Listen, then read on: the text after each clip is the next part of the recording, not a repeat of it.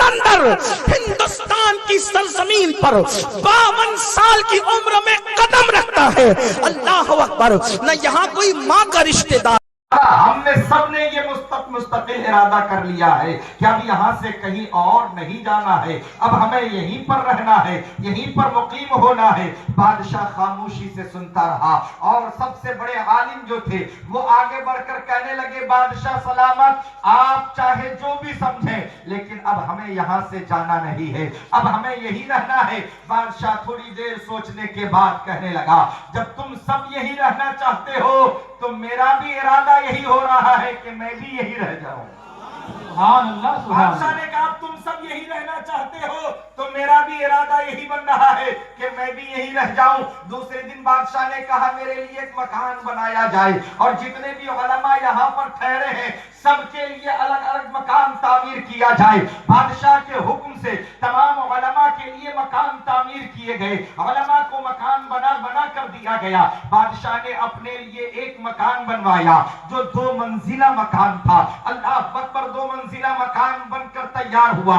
1 سال کا عرصہ گزر گیا، سارے لوگ اپنے اپنے مکان میں شفٹ ہو گئے، رہنے لگے اور وہاں وہ دو باش کر لیا، سارے علماء وہیں پر ٹھہر گئے. 1 سال کے بعد جب مکان بن کر تیار ہو گیا، بادشاہ کا 2 منزلہ مکان تھا. بادشاہ نے ایک خط لکھا اور خط لکھنے کے بعد سب سے بڑے عالم کو بلایا اور عالم کو بلانے کے بعد کہا یہ خط لیجئے اور یہ مکان جو میں نے اپنے لیے بنوایا تھا، اپنے لیے نہیں بنوایا ہے، میں تو اب یہاں سے جا رہا ہوں، اب یہ مکان آپ کے سپرد کیا جا رہا ہے اور ساتھ میں یہ خط آپ کو دیا جا رہا ہے. میں آپ کو یہ مکان آپ کے دیکھ ریکھ میں رکھنا چاہتا ہوں اور میں یہاں سے رخصت ہو رہا ہوں. تم جس لیے ٹھہرے ہو کہ نبی آخر الزمان یہاں تشریف لائیں گے، تو جب نبی آ جائیں تو میرا یہ خط میرے نبی کو دے دینا، میرا یہ خط مصطفیٰ کو دے دینا اور اس مکان کو بھی میرے نبی کے حوالے کر دینا. سبحان اللہ، کے حوالے کر دینا.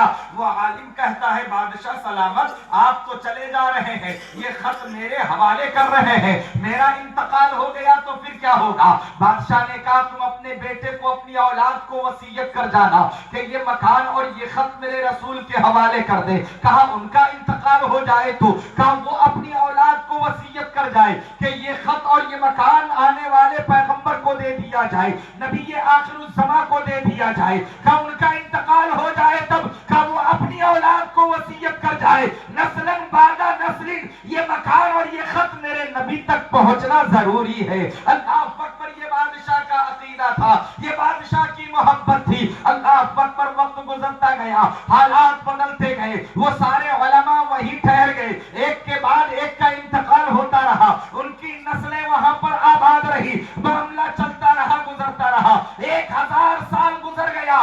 نبی کریم جناب محمد رسول اللہ صلی اللہ علیہ وسلم کی آمد مکے کی سرزمین پر ہوئی ہے. مصطفیٰ کریم صلی اللہ علیہ وسلم مکے کی سرزمین پہ 12 ربیع النور شریف کو صبح صادق کے وقت حضرت آمنہ خاتون کے وطن اقدس سے تشریف لا رہے ہیں. مکے کا ماحول بدل گیا ہے، مصطفیٰ کی آمد ہوئی ہے، مکے کی آب و ہوا بدل گئی ہے. نبی کی آمد ہوئی ہے، مکے سے قحط دور ہو گئی ہے. مصطفیٰ کی آمد ہوئی، بیماریاں دور ہو گئی ہے. مصطفیٰ کی آمد ہوئی، چاروں طرف ہریالی نظر آ رہی ہے. مصطفیٰ کی آمد ہوئی، مکے میں خوشبودار ہوا چل رہی ہے. مکے میں آمد ہوئی ہے، لوگ خوشحال ہو گئے ہیں. تو دیوانوں، مصطفیٰ کی آمد پر لوگ خوشحال ہو رہے ہیں، مصطفیٰ کی آمد پر بیمار شفا پا رہے ہیں، مصطفیٰ کی آمد پر لوگوں کو پریشانی دور ہو رہی ہے. تو دیوانوں سنیو، اپنے قسمت پہ ناز کرو کہ اللہ اپنے محبوب کی آمد پر کیسا سوغات لٹا رہا ہے،